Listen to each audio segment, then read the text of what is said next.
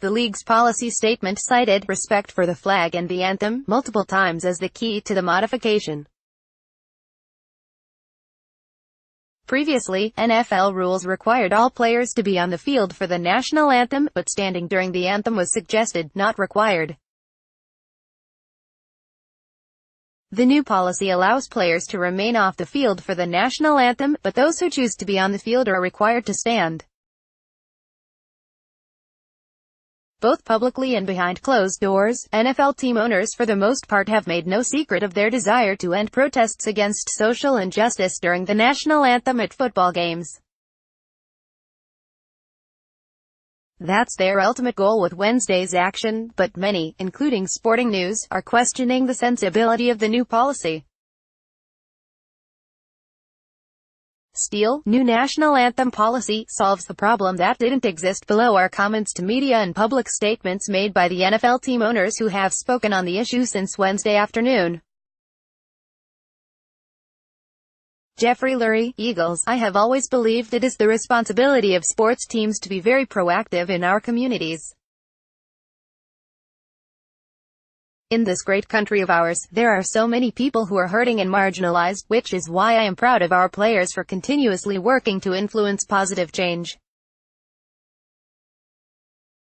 Their words and actions have demonstrated not only that they have a great deal of respect for our country, but also that they are committed to finding productive ways to fight social injustice, poverty, and other societal issues that are important to all of us.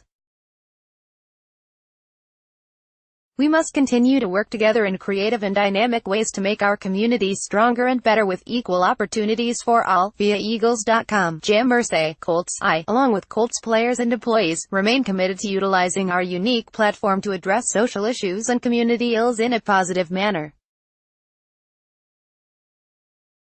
The NFL's new anthem policy and corresponding statement reinforces that commitment, and our patriotism should never be in doubt. Via Colts.com. Shad Khan, Jaguars. We all want the same thing, respect for our nation and the flag, the focus on our game, and a pledge to advancing social justice that will be absolute and stand the test of time. I believe we are closer to that today, and I know that the Jacksonville Jaguars will be committed to those ideals this season and into the future. Via FirstCoastNews.com. Kim Pagula, Bills. We are proud of the work the league and our players have done over the course of the year to help strengthen our communities, raise awareness on issues of social injustice, and help find solutions. The policy instituted today will have no effect on that whatsoever. Our communication has been strong with the leaders of our team, and that will continue. I plan on meeting with Coach Sean McDermott, General Manager Brandon Beane, and players in the near future to reiterate that. Via Bills.com. More reactions to new anthem policy. Jed York, 49ers, on why he abstained from voting on the anthem policy. I think there are a lot of reasons, and I'm not going to get into all of them. But I think the gist of it is really that we want to make sure that everything we are doing is to promote progress. And I think we've done a good piece of that so far. On the 49ers closing concessions during the anthem, I don't think we should profit during the national anthem. If we're going to ask people to be respectful, I think that's something we should do to be successful. We want to make sure we have an all-encompassing sort of solution to how we look at this and not point the finger at one group or another. Via ESPN.com. Michael Bidwell, Cardinals. I think it has been a good discussion internally coming up with this policy.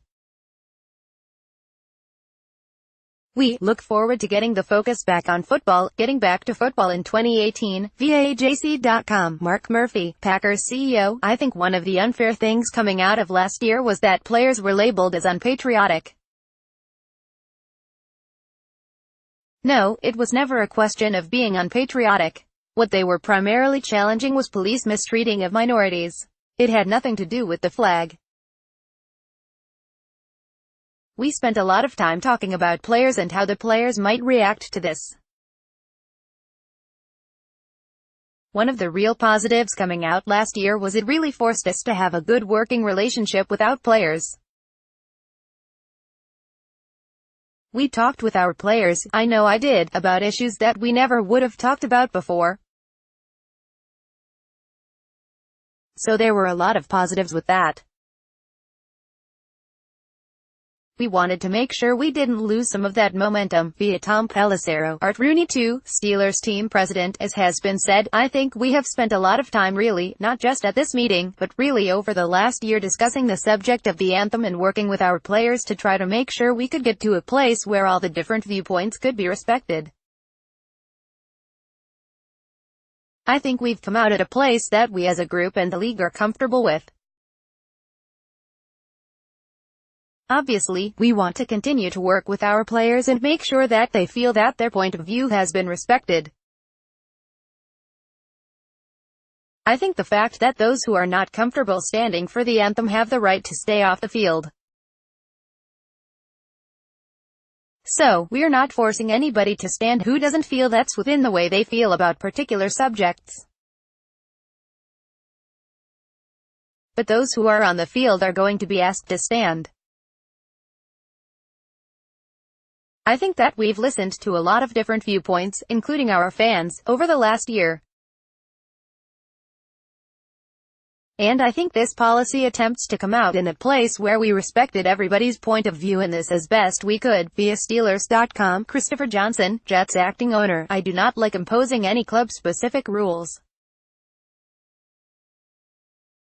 If somebody, on the Jets, takes a knee, that fine will be borne by the organization, by me, not the players. I never want to put restrictions on the speech of our players.